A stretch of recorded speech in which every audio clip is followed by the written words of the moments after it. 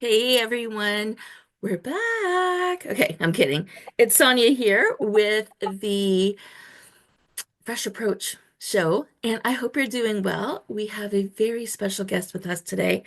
So we're gonna tap into that sooner rather than later, and I know you're absolutely gonna love today's heart to heart. You know me, I don't even have a title before we start most of these. We see what comes up, the feeling, the sensation should certainly be two friends having coffee. So grab your coffee, grab your water, grab your tea, get yourself cozy, or, you know, press play while you're doing the dishes. We know how life happens. We're never listening to these when we're just sitting still, right? We're always doing something and our mind has gone elsewhere. So this is a heart to heart. And for those that are new, depending on how you've come across this, a heart to heart means there is a video component on my YouTube channel. It's fascinating to have this going while you're listening to the message. You can see some of our show and tells. You can see some of our reactions more than just hearing the influences or the influxes in our voice. And honestly, you get to see how beautiful my guest is today, Dr. Susie.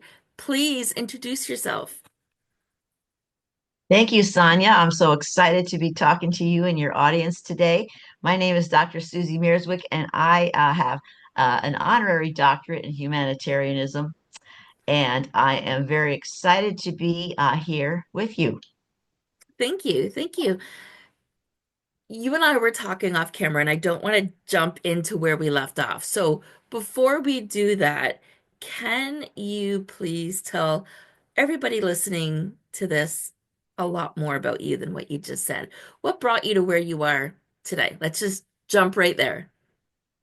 That's a good question, Sonia. And as you know, life is a long and winding road. So, just in a brief nutshell, I'm a retired teacher. I taught for 26 years. I also worked about 10 years in corporate finance. I have an MBA. And after I retired from teaching, I went into my own business as an entrepreneur, and I help people with health concerns to get rid of pain and every other kind of issue that bothers them, but without drugs. That's part of my own journey, and that's another topic for another day. But I'm also an author and speaker, and I believe we met on ISN, which has been a wealth of connections. Yeah, let's talk about connections. I mean, it's a small world at the end of the day. And you brushed upon this about how life is very twisty and turny, and I'm pretty sure you caught my instant reaction when I'm like, tell me about it. I mean, sometimes it feels like we're just doing a continuous cha-cha, right? One step forward and two Yes, steps back. good analogy. If we can't roll with the punches, we're not doing ourselves any service. Like we are doing ourselves more of a disservice than a service if we can't learn to roll punches. And I've been in corporate Canada for over 30 years. I too am an entrepreneur. I too am a health coach. And by sharing this, we're letting our audience know about co-collaboration, about coming together. And ISN is a venue to bring people together, to bring people together that whose paths may never otherwise cross. Now, I say that lightly because I truly believe, and I'd love to hear your 2 cents on this, but that if you always meet the people you're supposed to meet, right? Yes. Mhm.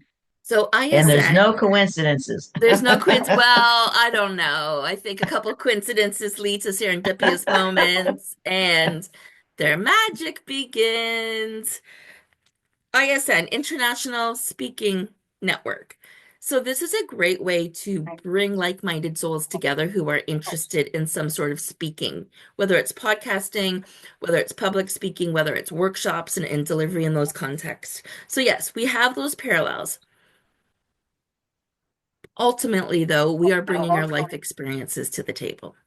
Ultimately, your experience although we have walked a lot of the same paths, and I know you don't know it yet, but I've picked up on it already, our experiences are totally different.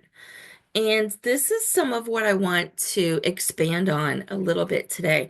We're going to be expanding on so many different things, but we're both authors. We both love to do podcasts. We're both coaches. We've both been divorced. We've both had to pick ourselves up and wring ourselves out and try to figure out which way is north. Unlike you, I don't know if we got this far, but I got to do that journey twice. It's a journey I would not wish upon my worst nightmare, depending on the situation. Like okay. So I've heard many people say, "Oh, I know somebody that does just that. They do exactly what you do. They're offering the exact same thing." I just saw your face. Let's talk about what just came up in your head there, Susie. Well, even if they do the exact same thing, the expression, the information, the experience is going to be totally different. We're both authors, but we both have totally different paths in life and journeys. However, there are little key nuggets that we can share together that we also share with our public experiences, Mhm. helping people to navigate life. Well, and that's exactly it. Your tips and tricks are curated from your living example.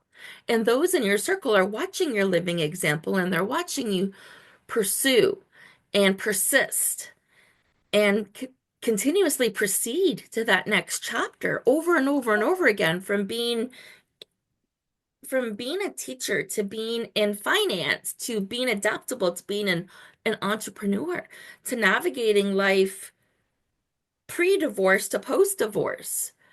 All of these are completely different variables. It's not the same side of one coin. Hmm. Your experience brings you the necessary wisdom that you now bring to the table. So, if you were to go back and talk to the younger version of you, what would you say? I would say, don't worry about it. It's going to be fine. Yeah. That's a big one, isn't it? Yes, it is. It is a big So, one. it is a big one, and I don't bring this up very often, but it's perfect timing for today. Part of my journey over the last couple of years, one of the benefits is that I have found faith again. Um, for my own free will, from my own free will, I now read the Bible app every day, and that is exactly today's message, if you can believe it. I read it, it went in Wow. my head, and all of a sudden it's coming out now. And I had this conversation with somebody earlier, and it's like, how do you prepare for podcasts? Or I'm like, everything I read, everything I do, the information comes out at the right time. The information Right. shows up at the right time. And with you saying that, there are no coincidences, which you said, but it's a series of moments that feel like they're coincidences, just like this one right now. Feels like Hmm. it's a coincidence. But we really, at this point, know not to worry, don't we? Hmm. We know that we're going to be carried through. We know that things are going to work out, probably. Well, in all Right. honesty, even better than what we've expected.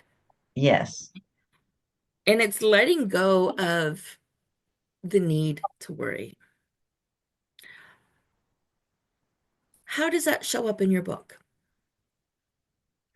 Well, I'll tell you, after I read my book, or towards the end of it, I realized that there were three key components that helped me at all I guess the crossroads of my life that I call the three keys to survival when your life raft hits the rapids.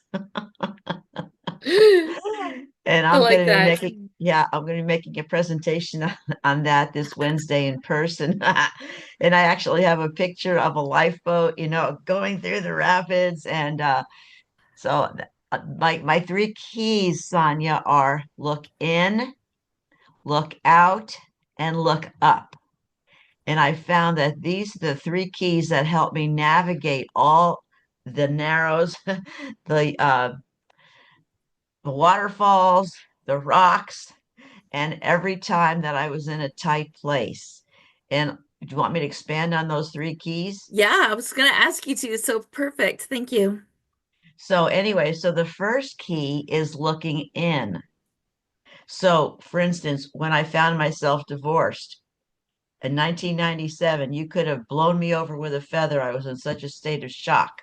I didn't know it was coming. I didn't anticipate it. I was just in it for the long haul till death do you part, and then the screen comes down. But here it was like, what? After almost 24 years, he hands me the divorce papers and says, sayonara. Mm. I couldn't believe it. So the first step was like looking in to see, like, wow, what did I miss? Why didn't I see this coming? Why couldn't I prepare for this huge upheaval in my life? Are we ever prepared? No. And then I feel like the same experience happened when I hit a bump in the road during my corporate career. One day, my boss came in and said, "Oh, your department is being disbanded." And I had no anticipation, no clue this was happening. So I looked in and I said, well, I know it wasn't my fault because I came to work every day. I never got reprimanded. I never got, any censuring or anything. So I said, wow, what's that? So I looked in and I said, well, let me go see the vice president, who I didn't know. And I was just a young woman at the time. She said, if your boss doesn't like you, you have to leave. So this was information, but I didn't blame myself. I didn't blame the company. I didn't say, oh, it sucks to be me. I have bad luck. No, I just analyzed it from the inside, you see? So that's the first thing we have to do. We have to see, well, like, okay, something happened to me. I didn't anticipate it. I didn't want it. I didn't look for it. But there's no sense in pointing fingers and placing blame. You have to look inside and see, well, what tools do I have in my toolbox? Where am I right now? So that I can navigate to the next destination without being hysterical and, not mindful. So then the next tool that I realized after I reviewed my whole life was we have to look out. So in the case of the corporate upset, I looked out to the vice principal, I mean the vice president of the division, and I said, "Well, why did this happen?" So instead of saying, "You guys did this to me," or "Did I get cut because the economy?" Blah blah blah, I looked out. In the divorce scenario, I looked for a divorce recovery group. I knew I would need to have some peeps by me to navigate this rocky passage, you see. And then the third principle is look up. So even when I was a young woman and I had had my first child, I was hospitalized for 3 weeks. The doctor said, you're going to be in the hospital for 3 weeks. My husband was in the military. They wouldn't give him any time off, and I had no relatives. So what did I do? I said, okay, God, this one's on you. You got to help me because Yep. there's no earthly help for me. Well, the next day, somebody came from my church and volunteered to take care of my newborn, which she did for 3 weeks. You see? So, and then in the case of another corporate upset, um, I was not the next job, I was not progressing as I thought I should with an MBA. So I said, what's going on here? Do I not have the skills I need to progress in this environment? And I had a dream, and there was a ship going out of the dock, and the sign on it said, you're missing the boat. So then I said, oh my God, this is a sign. I'm supposed to go in another direction. So I went outside to a career counselor and I said, okay, tell me, am I in the right position for my skills and talents? After the assessment, she said, teaching and sales, teaching and sales. So that, and there's the boat saying you're missing the boat, the sign. You see what I mean? So putting all things together, looking in, what skills do I have? What skills do I lack?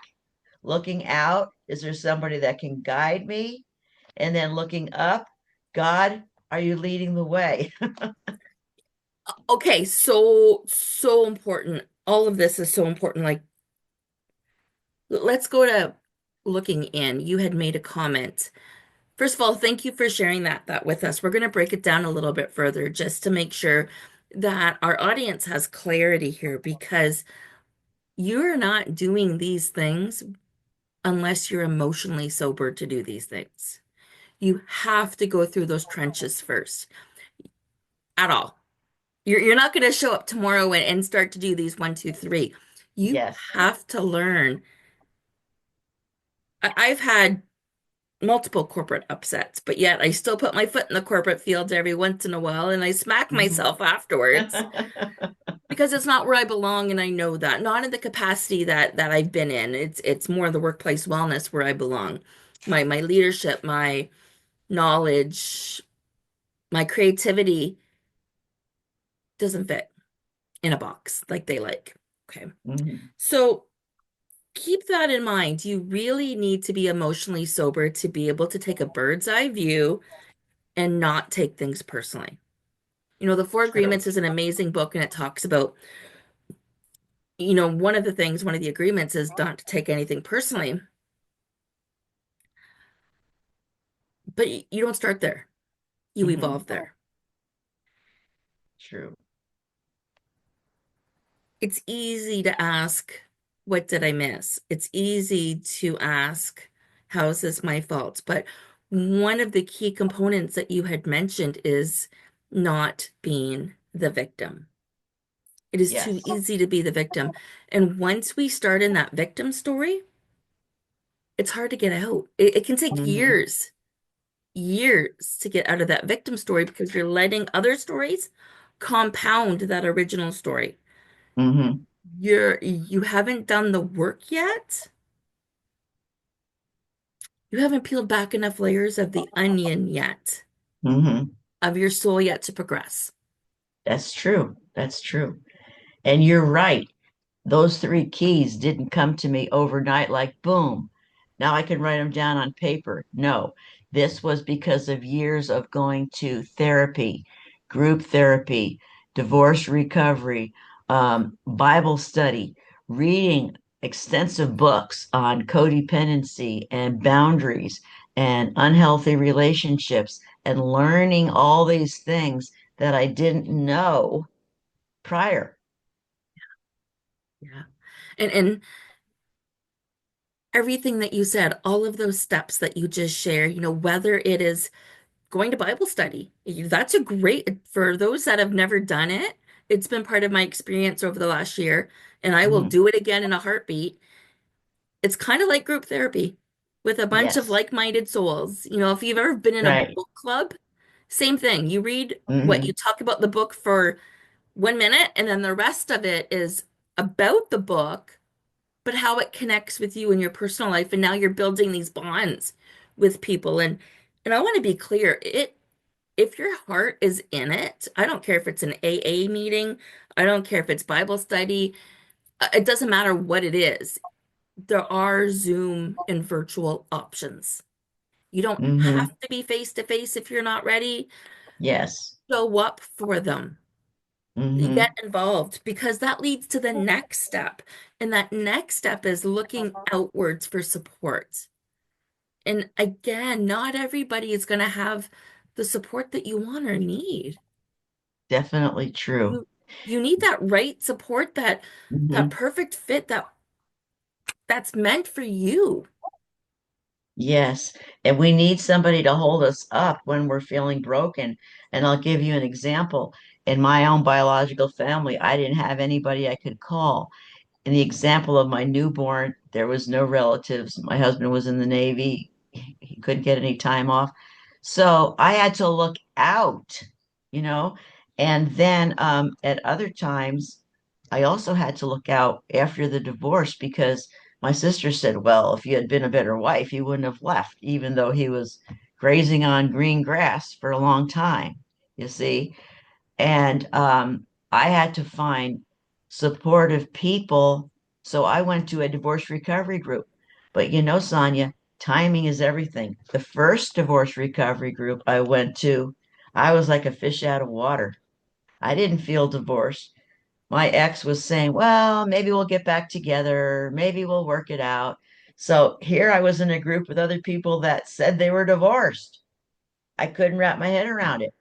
But 6 months later, when he showed no interest in repairing and working on it, and I prayed to God. I said, God, you know what? I know I've been praying for this for 6 months, but you're not showing me your plan in this old marriage. I said, okay, God must have another plan. So I walked through the door, which in my mind was a fiery door because you don't know what's on the other side. You can't go back or you're already feeling the fire. So you have to walk forward, not knowing where you're going, you see. But it's such But as life. yeah. Susie, such is life, right? We want, okay, life trips us up a little bit. When we're children, we have somebody to walk in front of us, or at the very least, alongside of us, right? Right. Whether it's mates at school or again at church or maybe in your family or cousins, we're not normally alone when we're a child within a certain period of time. And then we're in school, so we've got that social. But suddenly you turn 18 and that social circle's gone. Hmm. Unless you've done a really good job of building and nurturing those connections as you've evolved, which you and I both know again at this point in our lives that nobody tells you to do that. So you don't do that necessarily. Hmm. We don't always, unless you're in a group, unless you're in a community, we don't always have that looking out. We don't set ourselves up for that. I Hmm. remember when my oldest daughter graduated high school. It was maybe 2 weeks after, so the fun was done. The sleeping in was done. And she was working part-time at a Dollarama. And she looked at me and said, Mom, is this all there is to life is work and go home, work and home? And I'm like, yeah, there is. That's it. So you played guitar at school, so pick up your guitar lessons. You were uh, part of volleyball. So this is why I had you connected in all of these activities. And it wasn't even that many because I had three kids close in age. So it was like one each kind of deal. But hmm. she did guitar at school and she did wrestling. And I said, this is why I've always encouraged you so you can continue those things. Well, at 20, she'll be 28. Has it been 10 years? I guess she'll be 20. She's 27 now. And she still doesn't have any of those extracurriculars in her life. And how many of those things did you and I just mention are Hmm. critical to survival? And we first notice this lookout period, this lookout piece as a new mom. Hmm. When the community shows up, or if they show up, or it used to be a welcome wagon, you used to get some sort of hi, we're from the community, one way, whether it's the doctors, the nurses, or you would join some kids' preschool activity to get to know the other moms. There's some sort of community to build. So, Hmm. and if I could give everybody one takeaway, the first piece to look in, you're going to beat yourself up for quite a while before you progress. Let that be part of your story. Own Hmm. it. Because if you don't own it, it'll take twice as long to get through it. That's true. Isn't that the truth? I had a coach Yes. say to me, I'm like, I'm having a bad day. I don't understand why this, and this is going on. And this was about maybe even, no, this would have been years ago. And she looked at me, or she didn't look at me. She's like, Sonia, I want you to think about that for a second. Are those truly not your qualities when they're really a part of who you are? You just don't want to accept them? Ouch. Wow. Right? We Hmm. want to accept the The light good. qualities, the good, the brightness. We rarely want to recognize our shadow Right. qualities, the That's things true. that help us evolve. Hmm. This is where your knowledge, your thirst for knowledge has stemmed from. So Yes. we're going to beat ourselves up on that first step looking in, and eventually we're going to Hmm. push past that. We won't push past that until we own all of our emotions. The Hmm. second thing, that lean out for support, critical. I Yes. would now you correct me if I'm wrong. These are your words. You're the expert in your delivery. Would you say that is the most important step? Yes, it is. But I still have to say we do need to look in because if we're only outward focused, we haven't dealt with any of our shortcomings. Yeah, we haven't done the work. Right. The good, the bad, the ugly. I mean, this is a Right. perfect time for me to show my book. I Oh, wasn't going to, but yes. we were talking about it. But for those that are familiar, it's Your Story Matters. It's a women's self-love, self-awareness workbook. There is never a wrong time to work on this, but a perfect time Hmm. is when you need to go inwards and learn how to love yourself again. And I want to tap into this third point before I go over more. This third point about looking up. Now, you know how you said to me, I don't know, don't remember if it was off camera or on camera, that you don't believe in coincidences necessarily? Yes. Okay. And I'm about to challenge you with coincidence number two on our call. Okay. Whether it's a coincidence or a bunch of moments that connect the dots to something else, which for me leads to serendipitous moments. Of all days, and you had said something when you had brought this up. So look out. Sorry, look up is looking to above for spiritual guidance, whatever that looks like. Hmm. And I didn't write down what you had shared with me, but it made me think of what I wrote down today. And it's very interesting that my throat chakra all of a sudden is giving me a hard time as I go to say this. Um, Reveal to me my perfect self-expression and show me which talent I am to make use of now. Please use me in a way that delights my mind, body, and soul. So you had made a comment about not knowing which direction to take and not knowing the right step. Hmm. The right step will only be revealed once you take a step. And you Yes. can't take a step until you change the way you feel about yourself. So you Hmm. are ready to handle more of the same because no, there's no guarantee that's changing. That's not up to us to when things change. You could be full of light and love today, but if you've been meditating or if you've been working out of desperation for the last 6 months, one day of happiness isn't going to change the course. No. So, but if you don't have support, and support is that person pulling you along gently without realizing it, keeping you on the wagon instead of off the wagon, keeping you open at Bible study instead of shutting down because something's uncomfortable. To look up and to have a request such as reveal to me what you want me to do. What is my perfect self-expression? Am I supposed to be teaching? Am I supposed to be in corporate finance? Am I supposed to be in sales? Am I supposed to be an entrepreneur? This, for me, is the icing on the cake. I would love to hear your 2 cents. I mean, I know these are all yours, but this was my take Hmm. on it. And Well, I think one thing I just want to reiterate, and that is you have to take a step. We don't know where all the steps of our journey are going, but it is important to take a step. So in my own case, when I took the step of can I go see the vice president, that was a big step because I was just a little peon. But I thought, well, if they already told me my position is washed up, why not go see the vice president? You see? So I wasn't afraid of that. And when my husband told me he was gone, I didn't try to beg him to stay and say I was going to change or anything like that. I said, "Well, this is where we are. So now what do I do? You know, you can't run backwards. When the other job didn't seem to be working out for me, I said, well, maybe there's some skills, qualities, traits, or whatever in me that aren't that suitable for corporate. I didn't blame myself, you see, but I said, maybe it's just not the right place. Mhm.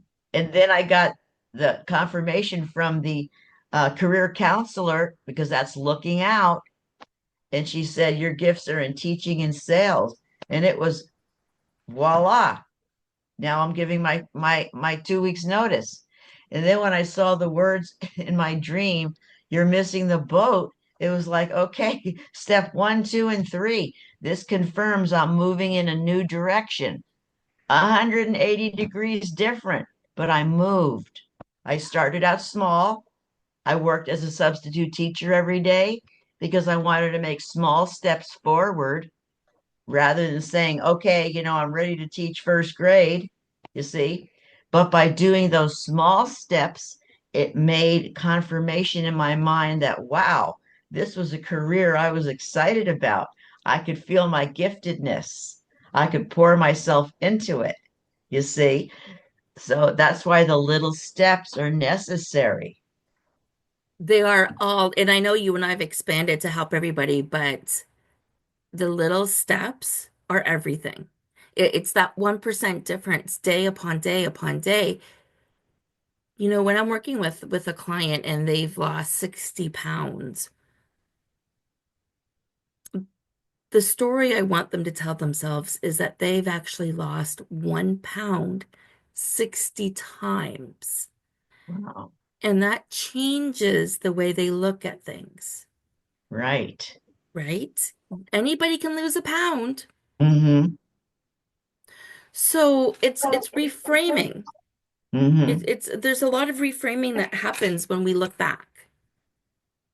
True. Now, do you recall what we were chatting about off camera when I said to you, "Oh, wait, we got to go record"? Did we hit it? Was it about your Uh, book? well, we did mention the book. I did mention the 3 steps of recovery for any of life's challenges because I think these are human changes that we all need to experience. The looking in, the looking out, the looking up.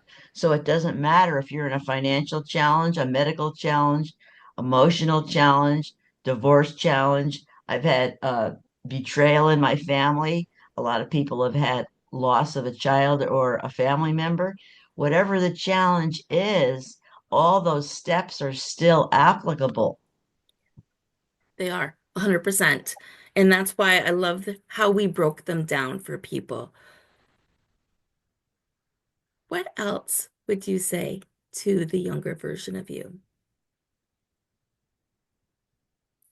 Life is exciting. Don't be afraid to try new things. Whether it's a Okay? career, moving to the other side of the country, which I did. Um, Life is very exciting. Don't hold on too tightly to the past because we came out of the past, but we do not need to stay in the past. 100%. The only day that matters is today. Yesterday Hmm. doesn't exist. Right. Sorry, yesterday is a dream. Yeah, they say yesterday doesn't exist anymore and tomorrow's not here. Tomorrow Not may never promised. come. Yeah, it's Might not never promised. come. Exactly, exactly. And another thing that I learned by writing my story, I saw all the flaws in my family because I came from a dysfunctional family.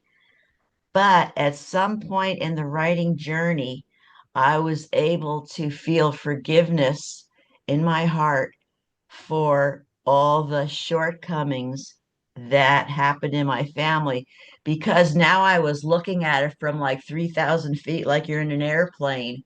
And I saw that they were all parts of dysfunctional families going through history. So that Interesting, isn't was it? very liberating.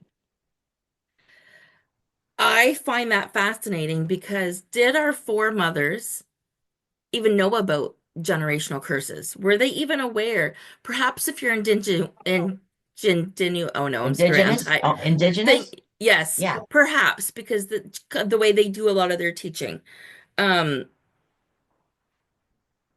but most of us don't realize that. So I am lucky enough that I still have my mom, and she's learning a little bit more as I'm learning because, I'm trying to correct their language. For Uh-huh. example, my dad has his own money story, but that money story's obviously been carried down to the rest of us. Mm-hmm. And he used to love to sing this song.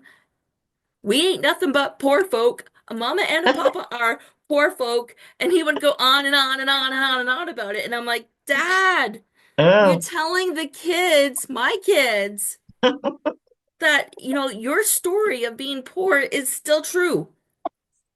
And I know it's a fun-loving song, but the Uh-huh. kids at this age in their 20s should not know the words to that song. Like, we're so worried about tiptoeing on people and not hurting their feelings and using the right pronouns. Which who cares? Sorry, who cares? Like I'm gonna Yeah. call you by your name. That's normally Uh-huh. what I do. Whereas I think it's just as important to step up and say, that is your story, not my story. And I don't want that to be my children's story. Mm-hmm. We don't Yes. stop and separate those lines.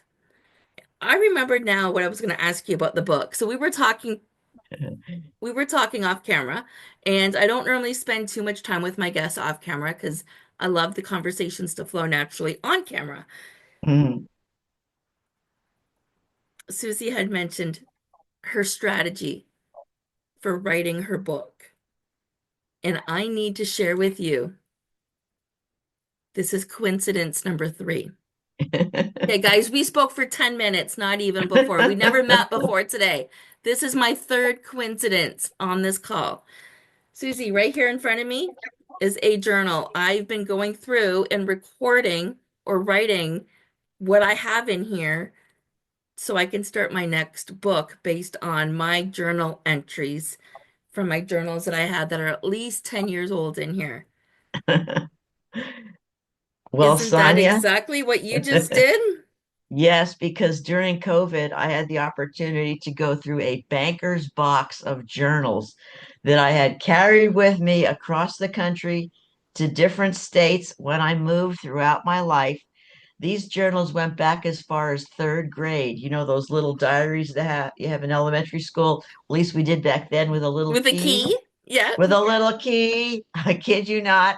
So I had journals from elementary school, high school, college, throughout my adult life. Not every single day, but almost every single year. And when I looked back at these journals, they confirmed what I felt like inside. That little broken person that had no voice, like a little bobblehead on a body, and nothing inside because we weren't allowed to have any emotions back then. I always say I was raised where children were to be seen and not heard, and your voice wasn't wanted. They told you to be quiet, don't ask questions, and Yeah. we'll give you an opinion if we want one. And then after I got married, I felt like, okay, so we went down the aisle. Da da da da. Okay, now the curtain comes down, and like your daughter said, what's next? I had no clue.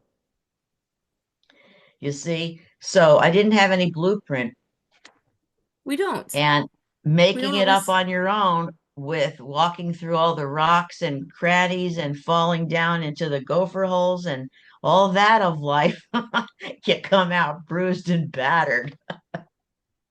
And that's the thing. Nobody promised us a blueprint. No. They promise us some sort of structure of information that we don't really think we're using for 18 years, but yet no blueprint with how to live life, especially with the differences with what's being taught in school. Now there's no economic or there's no home economics, Right, right, the right. essentials Yeah, that there's no life skills. there's no life skills being taught anymore unless maybe you've signed up for that class if the school offers it. Right, So there's no blueprint, and even those life skills are not up to date with right. the realities of a working family and raising kids, or Mhm. maybe a divorced parent doing it all on their own. Exactly. I was chatting with my daughter, and we are very fortunate that I am still best friends with my grade 9 bestie. Wow. And she has a daughter the same age as my youngest. So they're close and we're close. And I was telling my daughter, I said, it's very interesting because I feel that and I was this person too, she's very much in her masculine energy. She works all day, she comes and she's in sales. Sales is very much a masculine job. Teaching is a lot more feminine. It goes Hmm. back eons and eons and eons. But the skills that were originally taught through teaching are very much feminine energy. It's not the do, hustle. Hmm. It's community, it's different, it's being. Hmm. So that do mentality of, giving versus ever knowing how to receive, and all of the other elements that come with being in your masculine energy, a lot of society is in that space right now. It's not just her coming home after working all day and doing all of the work at home. It's a lot of people that are living in that space right now, which means more people need the blueprint to accept who they are, to transfer that masculine do energy into a softness again, getting that balance of yin and yang back into society.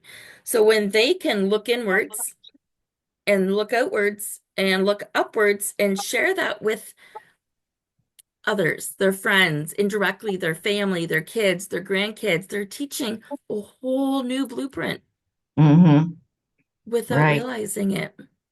Yes. And you know what? I've realized that there's so much difference in between how I was raised, how I raised my daughters, and how my granddaughter is being raised. So, for example, we were not allowed to have feelings, at least in my family. You're just like, here's your dinner, here's your homework, here's your clothes, this is what you have to do. Boom, that's it, right? My granddaughter's being raised with my daughter encourages her to see her feelings, to notice her feeling, express her feelings. And this was hard for me as a grandma because I was used to, telling children what to do.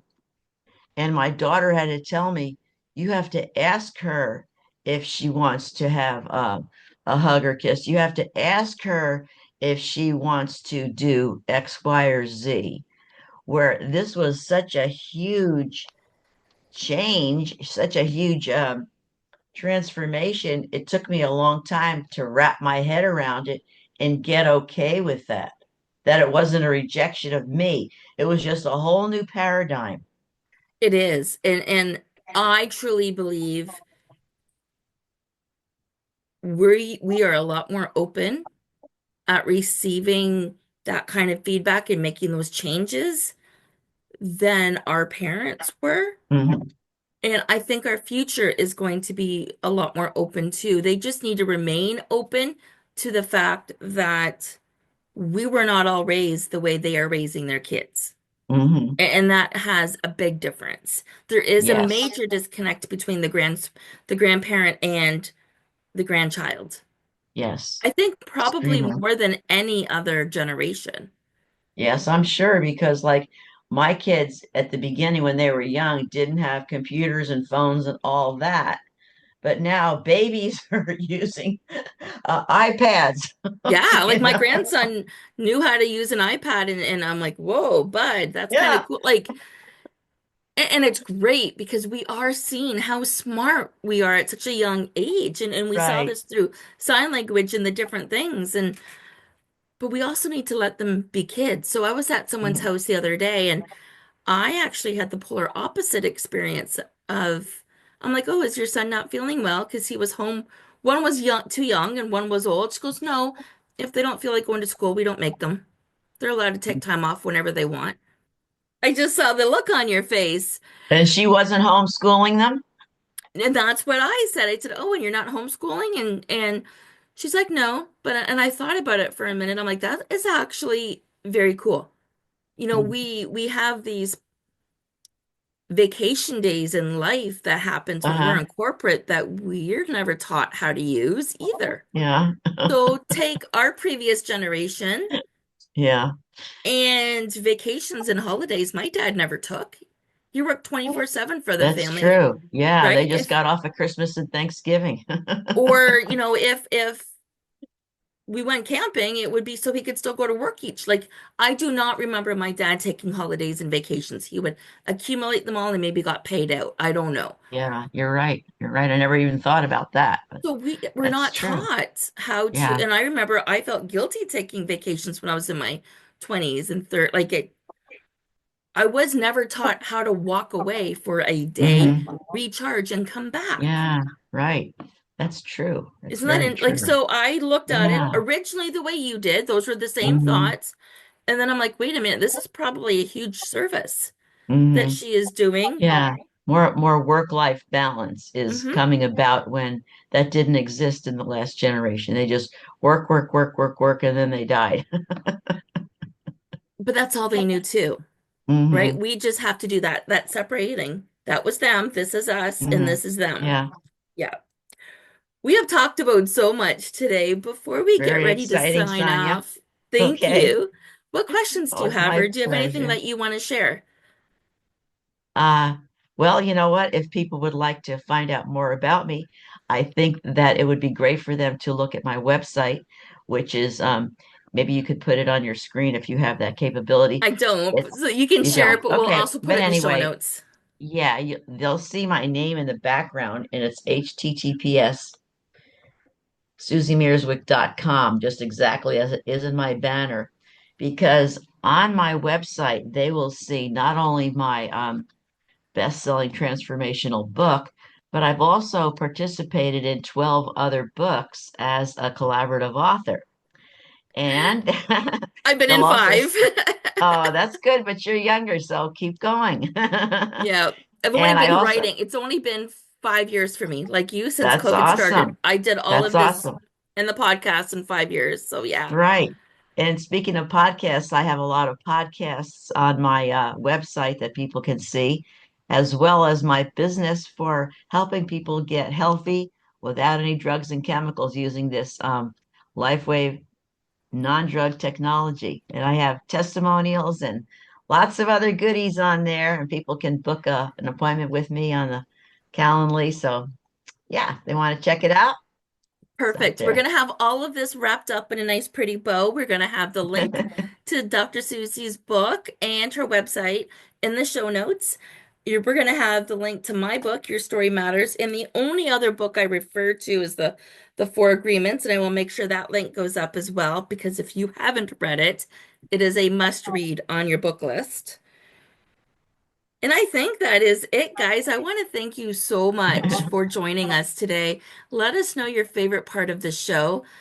Dr. Susie, thank you. Thank you for being a guest. Thank you for sharing your Thank you, insight. Sonia. It was a pleasure. It was a great time. Thank you so much. Have a great And day. have a great day, everybody.